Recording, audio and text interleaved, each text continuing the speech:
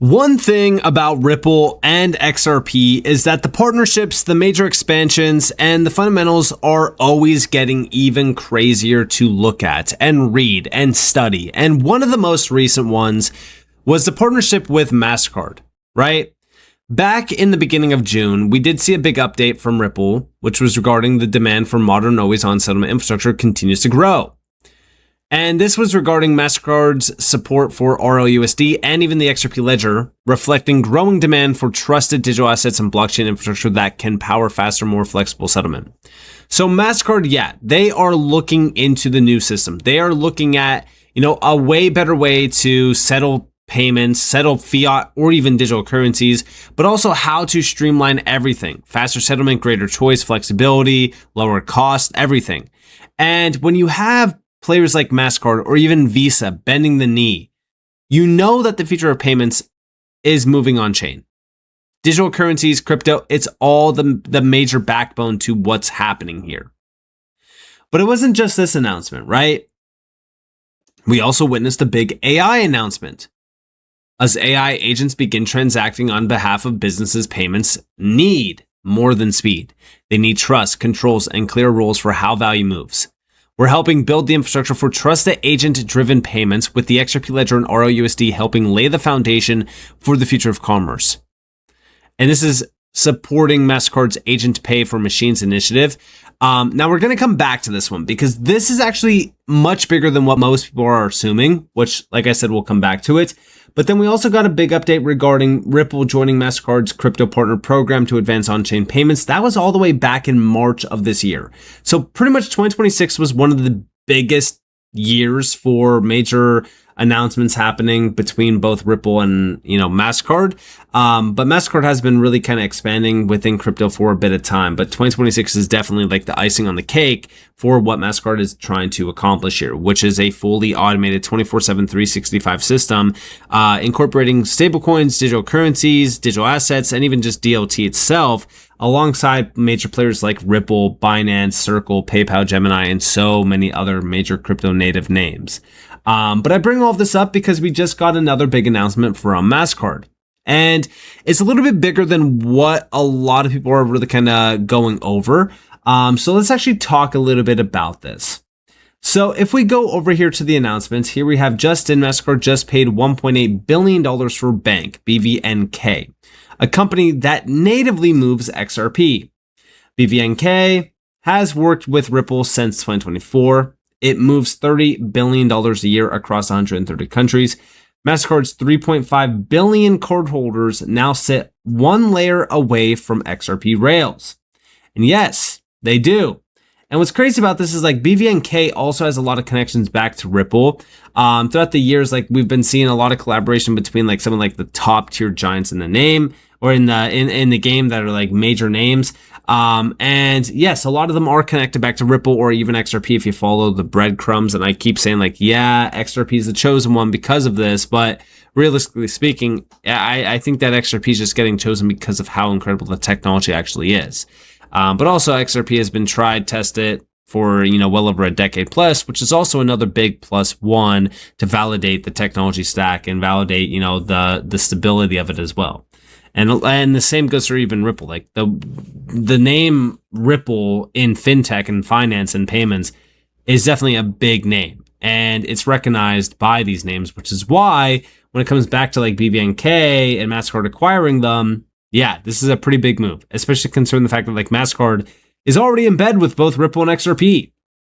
But here we have the big update from Mastercard as well. So we have the challenge is no longer creating new rails, it's connecting them. Today, Mastercard completed its acquisition of BVNK. Together, we're helping customers connect digital and traditional forms of money through trusted infrastructure built for scale. And here we have the video clip. Check it out. Again, listen closely to what's being said here. This is Mastercard, mind you. Mastercard. Check it out. Today, Mastercard completed its acquisition of BVNK. This is more than the completion of a transaction. It's a signal of where money movement is headed. A new payment paradigm is emerging, one where fiat, stablecoins, tokenized deposits, and other digital forms of value increasingly need to work together. In this multi-money world, the challenge is no longer creating more isolated rails. It's connecting them. BVNK brings stablecoins native, infrastructure, compliance, and deep expertise.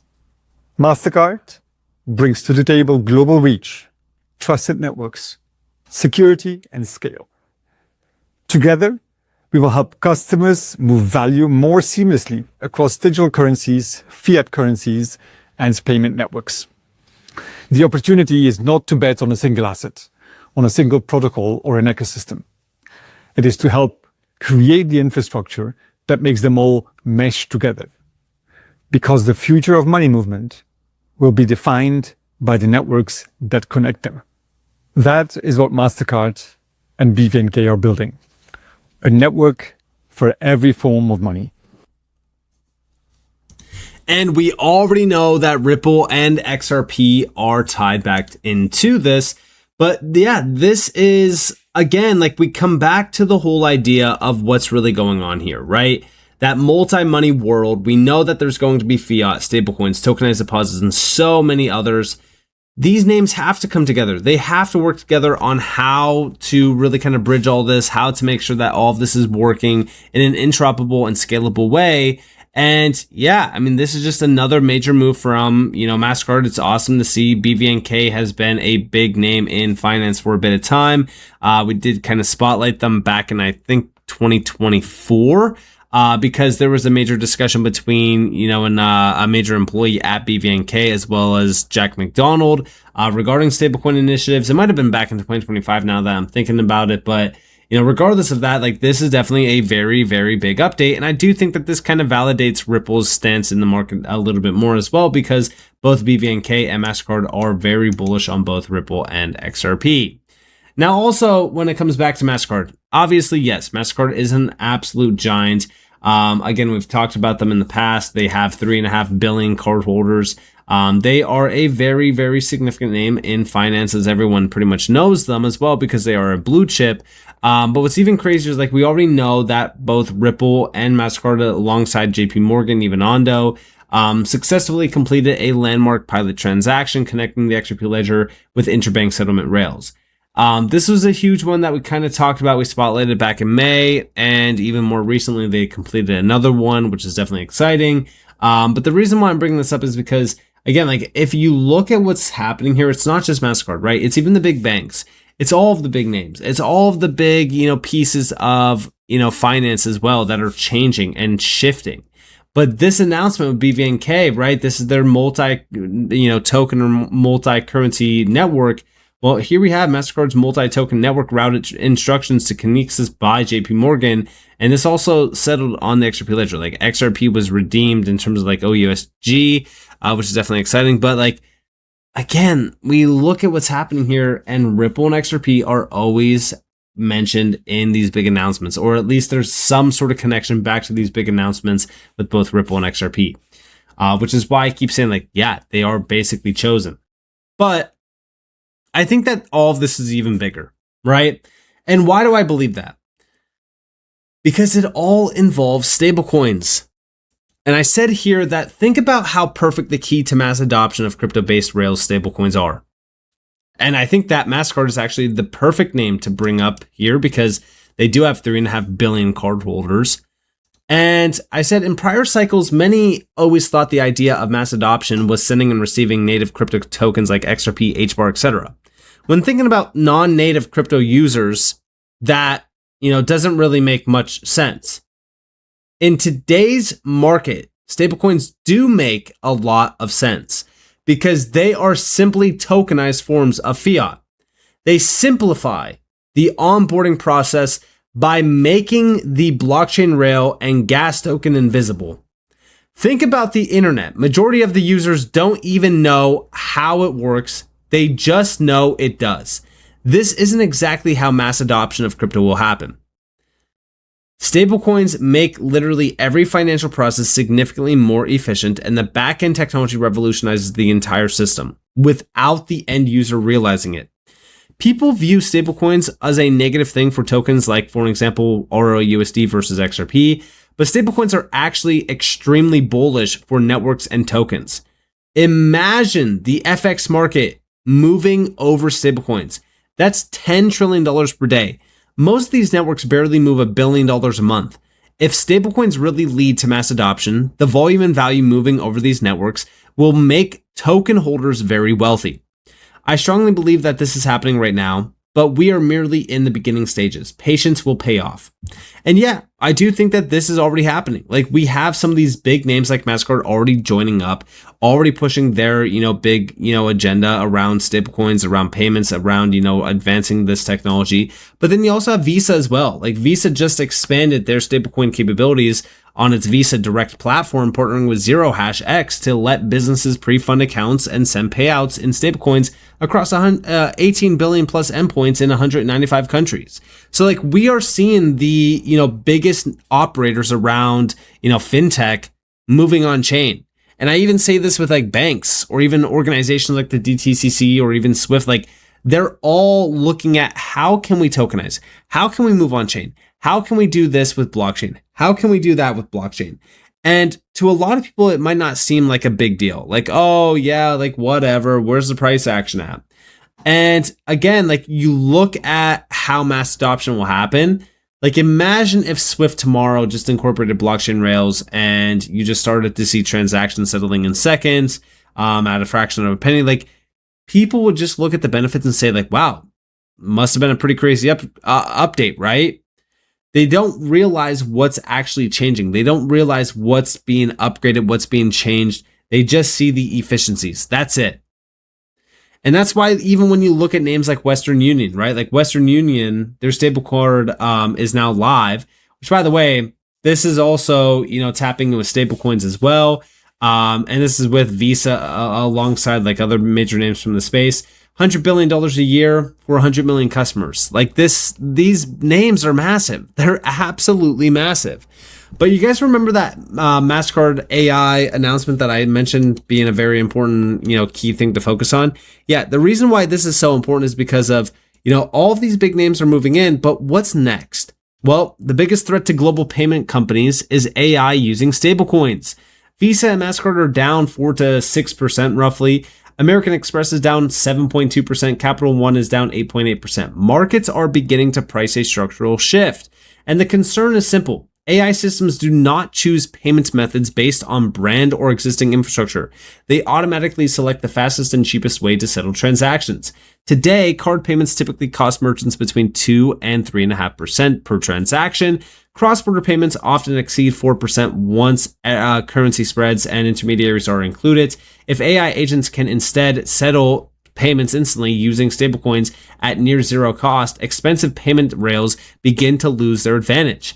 And payments sit at the center of almost every industry. Every business depends on moving money. That is why stablecoins are becoming difficult to ignore. Traditional payment systems still carry significant friction. Card networks charge percentage-based fees. International wires can cost hundreds of dollars. Settlement delays slow capital movement across businesses and supply chains. Stablecoin networks change that structure. Transfers settle within seconds or minutes. Cross-border payments can cost only a few dollars. Network fees can fall to fractions of a cent while operating continuously without downtime.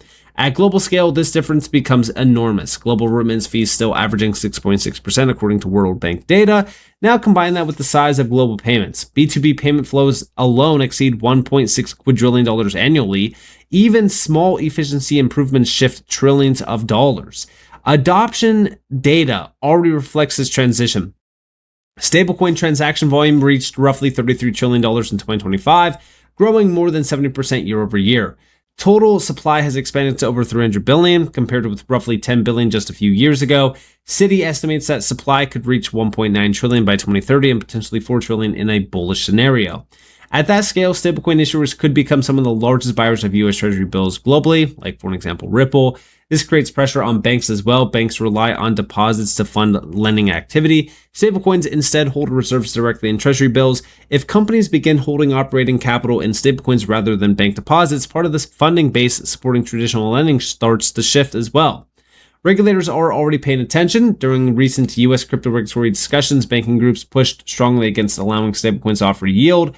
The concern was clear: digital dollars backed by treasuries offering returns outside banks could accelerate deposit migration. AI adds another acceleration layer though.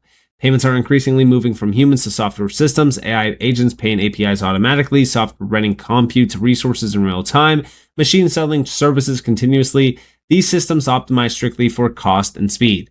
When AI compares percentage-based card fees with near-instant settlement or stablecoin settlement, routing decisions become mechanical rather than behavioral. And yeah, like AI, alongside all of this stuff, like you're already starting to see institutional players tapping in. You're already starting to see enterprise players tapping in. Like when we think about AI, like AI is going to be the craziest thing. And we already know that both Ripple and XRP are heavily focused on AI. And also even the X402 standard is already incorporated on the XRP ledger. So when we come back to the whole idea of like Mastercard adopting and tapping in and even acquiring some companies, I do think that Mastercard is a major growth name here. And I also think that they are an accelerator and potentially even, I would say not an enabler, but they could definitely enable mass adoption over time. So they are definitely one of the key players here alongside Visa, alongside some of the biggest operators in fintech. And this is huge for both Ripple and XRP because of all of the connections back to Mastercard. So with that being said, I hope that you guys enjoyed this video. If you guys did, definitely like, subscribe, turn notifications on because of more free content. You guys are more than follow me on Twitter and join the free Discord in the description below. And with that being said, guys, thanks for watching. Peace out, guys.